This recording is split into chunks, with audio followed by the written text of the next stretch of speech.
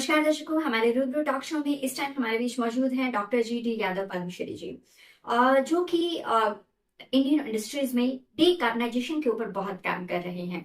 Professor साहब, आपका बहुत बहुत स्वागत है हमारे टॉक शो में। और हम जानना चाहेंगे कि देखिए, आपकी पूरी लाइफ बच्चों के बीच में गई है, युवाओं को एजुकेट करते हुए गई है। और आपने सिर्फ उन्हें एजुकेट नहीं किया, आपने एक एजुकेयर दिया है उनको, एक एजुकेयर प्रोग्राम दिया है प्रॉपरली। तो कैसे आप देखते हैं कि मेरे देश का युवा जो है वो कैसे बेरोजगार मुक्त भारत को बनाने में सक्षम हो सकता है? क्या साधन उसे मिले, क्या गवर्नमेंट की पॉलिसीज उसके लिए इजी हो जाए कि वो आगे बढ़े हमारे दर्शकों को? धन्यवाद मैडम जी।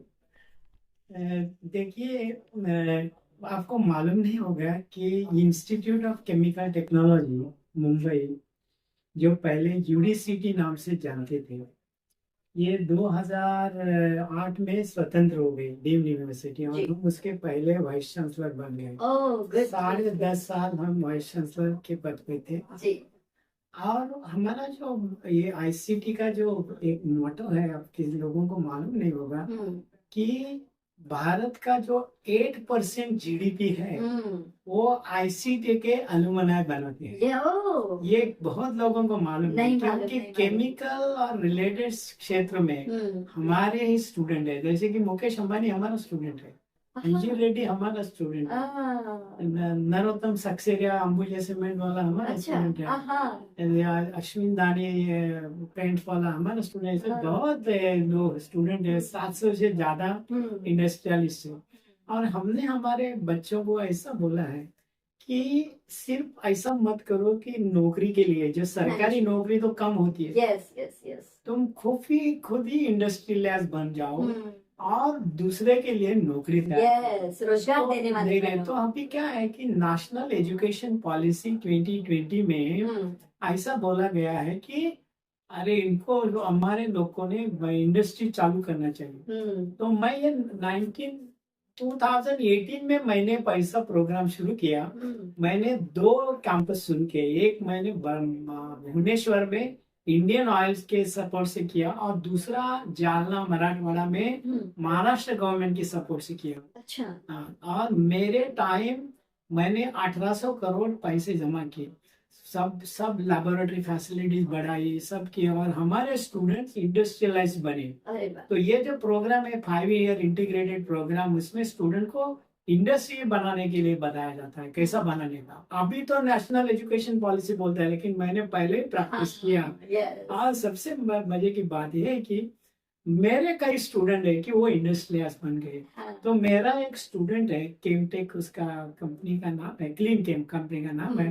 वो मेरे पास आया, बोला कि सर, वो 2013 में पीएचडी हो गया था। मैं मेरे को बोला सर, मैं बोला अरे तुम्हें जॉब चाहिए क्या? बोलते नहीं सर, आप तो बोलते हैं कि इंडस्ट्री बनाओ, तो मैं इंडस्ट्री बनाने वाला हूँ। तो मैंने क्या बोला उसको, देखो तुम इम्प्यूरिटीज का इंडस्ट्री बनाओ, क्योंकि फार्मास्यूटिकल इंडस्ट्री में इम्प्यूरिटी प्रोफाइल बहुत बड़ा रहता है। सिर्फ ड्रग प्योर होने से फायदा नहीं, इम्प्योरिटी का है मालूम होना चाहिए। तो उसने इम्प्योरिटी का कंपनी चालू किया। तो उसका 10 साल में 100 से ज्यादा साइंटिस्ट उसके साथ काम कर रहे हैं। तो ये हो गया ना, वो एमएसएमई का ही पार्ट है। तो एमएसएमई, मेरा जो ख्याल है कि सरकार ने एमएसए को ज्यादा प्रोत्साहन देना चाहिए। जैसे कि मैंने आपको हाइड्रोजन की बात की, ग्रीन हाइड्रोजन।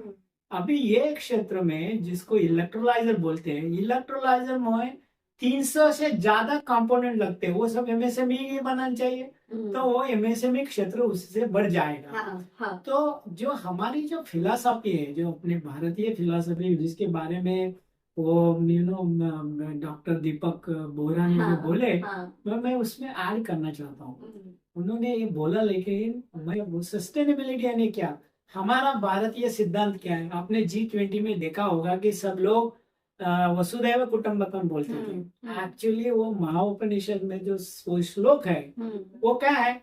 अयम अयम निजा परो वेति गणना लघु चेतसाम उदार चरितानाम तो वसुधैव कुटुंबकम means this is mine, that is yours, this is a small-minded people thing. Our Indian philosophy always think that the world is mine and I should preserve the sanctity of the world. Exactly. And that is why the net zero and all those things which they are talking about, Okay. वो हमारे philosophy में है. तो जब हम पंचमहाभूत बोलते हैं, जैसे कि एक है कि जैसे बोलते हैं कि सर्वम खलु इदम Brahma. That means everything is going towards nature. The nature is talking about neutrality, so-called carbon neutrality, so-called net zero.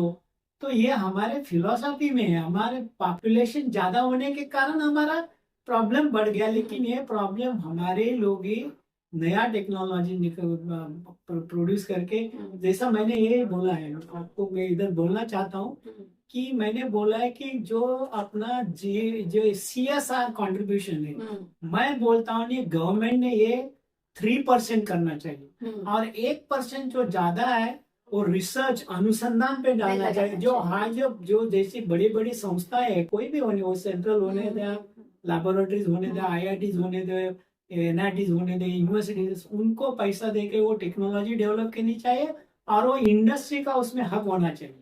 ये है. दूसरा मैं क्या बोलता हूँ कि मैं दूसरा स्कीम बोलता हूँ उसको SIR, सर यानी क्या, हमारे युवाओं को हमने ट्रेनिंग देना चाहिए, इंटर्नशिप देनी चाहिए. सर का मतलब है स्टूडेंट्स इंटर्नशिप रिस्पॉन्सिबिलिटी.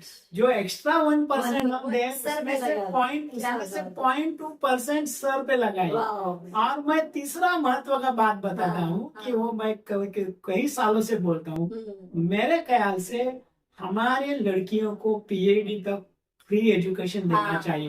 इसका मतलब क्या है कि वो लड़की को उसके माता पिता जल्दी उसका ब्याह नहीं करेंगे, विवाह नहीं करेंगे, शादी नहीं करेंगे, उसको आगे जाने को मिलेगा.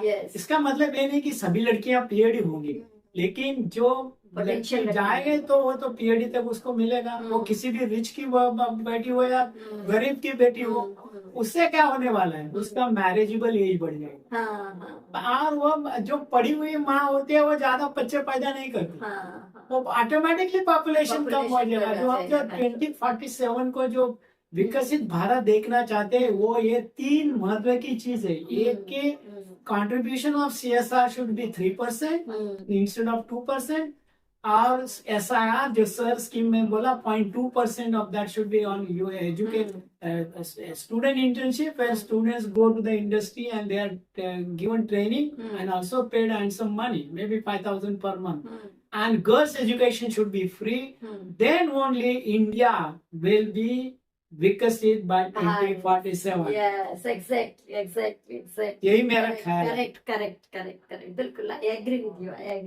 Thank you. Perfect. यादव साहब, प्रोफेसर हमारे बीच हैं, पद्मश्री, हमारे देश के एक बहुत ही, आपने अभी जाना इनके बारे में कि क्या इनका विजन है. 2047 आने में अभी कितना वक्त बचा है हम जान सकते हैं, लेकिन इन्होंने, मिस आप NEP की बात करें कि NEP इन्होंने कब से चालू कर दिया, गवर्नमेंट अब लाई है, लेकिन इन्होंने उसको बहुत पहले से उसको प्रैक्टिकल दे दिया गवर्नमेंट को. मुझे लगता है कि NEP के लिए ना आपके प्रैक्टिकल लैब में इन लोगों को कुछ मिला होगा. मैं आपको बोलता हूँ कि भारत में जो पहला प्राइवेट इंडस्ट्री से हुआ था वो टाटा इंस्टीट्यूट, जिसको IISc बेंगलोर बोलते हैं, इंडियन इंस्टीट्यूट ऑफ साइंस. ये जो मैंने जो शुरू किया इंडियन ऑयल के साथ, ये पहला एग्जांपल है स्वतंत्र भारत में. वही, अच्छा, ये पहला एग्जांपल है. 500 करोड़ उनका कमिटमेंट है. अरे वाह सर. देखो, नेवर गिव अप. मैं एक मैसेज देता हूँ सभी लोगों को, वो मैं देता हूँ अभी. Patience, 3P, patience, perseverance and pardon. आप कभी भी, because success, failure is temporary, success is auto catalytic. आप फेल हो गए इसका मतलब कि अब ये निकामी नहीं है. आप प्रयत्न करते रहिए. इसीलिए पेशेंस होना चाहिए, परसिवरेंस होना चाहिए. और उसके बाद आपको और एक बड़ी जी कैरेक्टरिस्टिक है अपने मानव जाति की, वो पार्डन, माफ करना चाहिए. लोगों को माफ करना चाहिए. वो आप, उसका गलती होगा लेकिन आप उसके ऊपर गुस्सा नहीं करना. उसको बोला मैंने तुम्हें माफ किया, तो वो बोलेगा अरे मैंने को इन्होंने माफ किया, मैं तो इनको गाली देता था। हाँ, तो वो he will become uneasy, but हाँ, you will not, because you have pardoned him. Pardon is the greatest virtue. Exactly exactly. Thank you very much sir हमारे साथ जुड़ने के लिए।